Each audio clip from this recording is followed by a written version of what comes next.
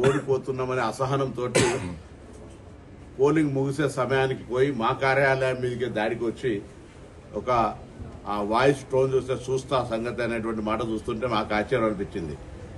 పోలీసులు మా శాసనసభ్యులు మా నాయకులను అక్కడ ఉండొద్దని హెచ్చరిక చేసి మా వీళ్ళు కేసు పెట్టారు. బట్ వాళ్ళు ఒక 10 మంది పేర్లు నిన్న అనేక మంది అవుటర్స్ ఈవెన్ పక్కన ఉండబడేటువంటి సికింద్రాబాద్ పార్లమెంటు కార్పొరేటర్స్ ఇతరత్ర చాలా మంది నాయకులు వాళ్ళు టీవీలలో వీడియోలకు బయటలు ఇచ్చినారు. ఇది పరిస్థితి. వాళ్లే అన్ని రకాల ప్రయత్నాలు చేసినారు. అసహనంతో వాళ్ళు ఓడిపోతున్న దానికి కారణం చూపెట్టుకోలేక ఈ కారణం చూపెడుతున్నారని భావిస్తున్నారు.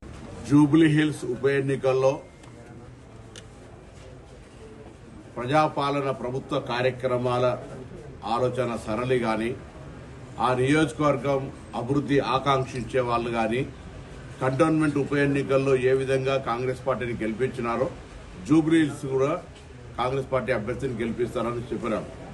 కొత్త సానుభూతితోటో లేదా టీఆర్ఎస్ డైవర్షన్ పాలిటిక్స్ చేయడం ద్వారానో మహిళలు వారు ఒక సెంటిమెంట్ వాడుకోవడానికి అన్ని రకాల ప్రయత్నం చేసినప్పటికీ కాంగ్రెస్ పార్టీ తీసుకున్నటువంటి సన్న బియ్యం కావచ్చు, రేషన్ కార్డుల పంపిణీ కావచ్చు, 200 యూనిట్ల ఉచిత విద్యుత్ కావచ్చు, మహిళలకు ఆర్టీసీ బస్ ఉచిత ప్రయాణం కావచ్చు, అనేక మంది ఉద్యోగ నియామకాలు కావచ్చు, వడ్డీ లేని రుణాలు కావచ్చు, రైతాంగానికి గ్రామీణ ప్రాంతాల్లో తీసుకుంటున్న నిర్ణయాలు కావచ్చు, ఇందిరమ్మ ఇండ్లు కావచ్చు, ఇటువంటి అనేక కార్యక్రమాలు ఇంత ఆర్థిక సంక్షోభం ఉన్నప్పటికీ చేయగలుగుతున్నారనేటువంటి ప్రజల ఆలోచన ప్రకారంగా ఓటింగ్ సరళి కనబడుతూ ఉంది.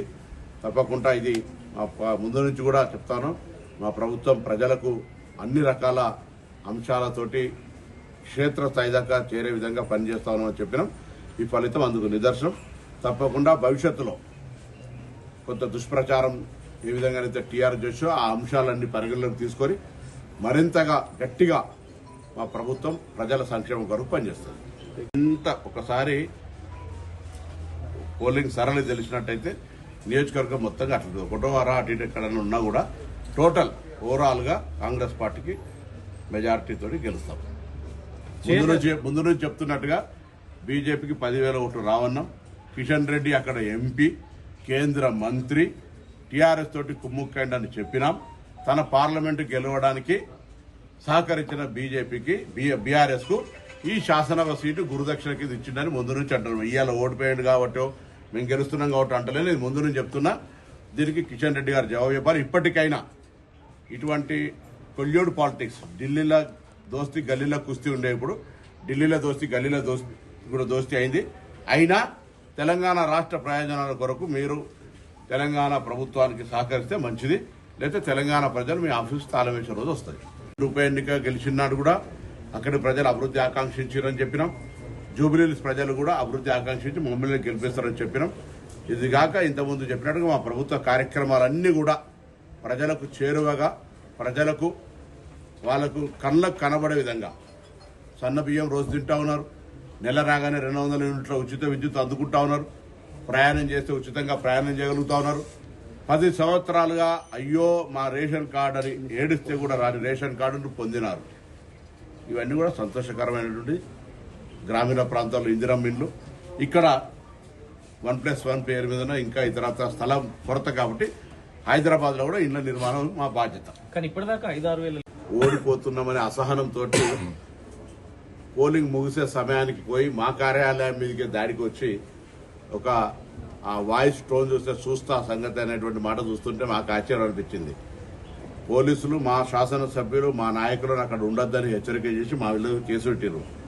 బట్ వాళ్ళు ఒక 10 మంది పేర్లు నిన్న అనేక మంది అవుటర్స్ ఈవెన్ పక్కన ఉండబడేటువంటి సికింద్రాబాద్ పార్లమెంటు కార్పొరేటర్స్ ఇతరత్ర చాలా మంది నాయకులు వాళ్ళు టీవీలలో వీడియోలకు బయటలు ఇచ్చినారు. ఇది పరిస్థితి. వాళ్లే అన్ని రకాల ప్రయత్నాలు చేసినారు. అసహనంతో వాళ్ళు ఓడిపోతున్న దానికి కారణం చూపెట్టుకోలేక ఈ కారణం చూపెడుతున్నారని భావిస్తున్నారు.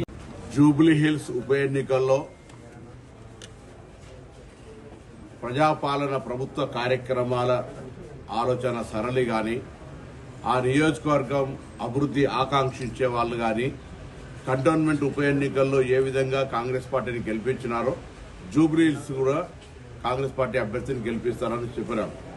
కొంత సానుభూతితోటో లేదా టీఆర్ఎస్ డైవర్షన్ పాలిటిక్స్ చేయడం ద్వారానో మహిళలను వారు ఒక సెంటిమెంట్ వాడుకోవడానికి అన్ని రకాల ప్రయత్నం చేసినప్పటికీ కాంగ్రెస్ పార్టీ తీసుకున్నటువంటి సన్న బియ్యం కావచ్చు, రేషన్ కార్డుల పంపిణీ కావచ్చు, 200 యూనిట్ల ఉచిత విద్యుత్ కావచ్చు, మహిళలకు ఆర్టీసీ బస్ ఉచిత ప్రయాణం కావచ్చు, అనేక మంది ఉద్యోగ నియామకాలు కావచ్చు, వడ్డీ లేని రుణాలు కావచ్చు, రైతాంగానికి గ్రామీణ ప్రాంతాల్లో తీసుకుంటున్న నిర్ణయాలు కావచ్చు, ఇందిరమ్మ ఇండ్లు కావచ్చు, ఇటువంటి అనేక కార్యక్రమాలు ఇంత ఆర్థిక సంక్షోభం ఉన్నప్పటికీ చేయగలుగుతున్నారనేటువంటి ప్రజల ఆలోచన ప్రకారంగా ఓటింగ్ సరళి కనబడుతూ ఉంది. తప్పకుండా ఇది ముందు నుంచి కూడా చెప్తాను, మా ప్రభుత్వం ప్రజలకు అన్ని రకాల అంశాలతోటి క్షేత్రస్థాయి దాకా చేరే విధంగా పనిచేస్తామని చెప్పినాం. ఈ ఫలితం అందుకు నిదర్శనం. తప్పకుండా భవిష్యత్తులో కొంత దుష్ప్రచారం ఏ విధంగానైతే టీఆర్ చేసో ఆ అంశాలన్నీ పరిగణలోకి తీసుకొని మరింతగా గట్టిగా మా ప్రభుత్వం ప్రజల సంక్షేమం కొరకు పనిచేస్తుంది. ఇంత ఒకసారి పోలింగ్ సరళి తెలిసినట్టయితే నియోజకవర్గం మొత్తంగా అట్లా ఒకటో వారా అటు ఇటు ఎక్కడన్నా ఉన్నా కూడా టోటల్ ఓవరాల్గా కాంగ్రెస్ పార్టీకి మెజారిటీతో గెలుస్తాం.